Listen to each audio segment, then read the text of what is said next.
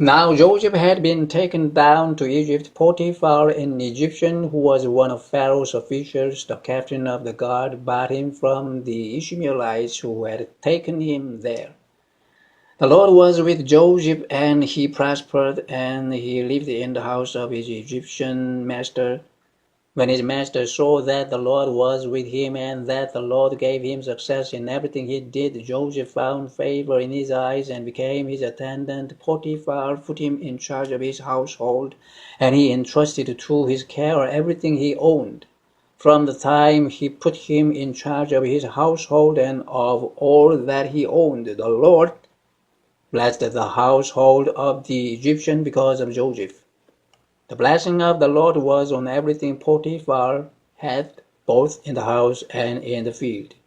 So he left in Joseph's care everything he had. With Joseph in charge, he did not concern himself with anything except the food he ate. Now Joseph was well built and handsome, and after a while his master's wife took notice of Joseph and said, "Come to bed with me." But he refused. "With me in charge," she told her, "my master does not concern himself with anything in the house. Everything he owns he has entrusted to my care. No one is greater in this house than I am. My master has withheld nothing from me except you, because you are his wife. How then could I do such a wicked thing and sin against God?" And though she spoke to Joseph day after day, he refused to go to bed with her or even be with her. One day he went into the house to attend to his duties, and none of the household servants was inside. She caught him by his cloak and said, "Come to bed with me." But he left his cloak in her hand and ran out of the house.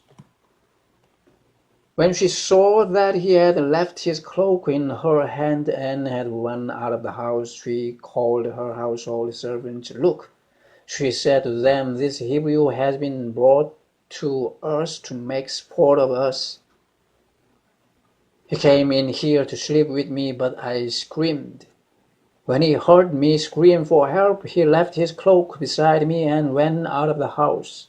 She kept his cloak beside her until his master came home. Then she told him this story: "That Hebrew slave you brought us came to me to make sport of me.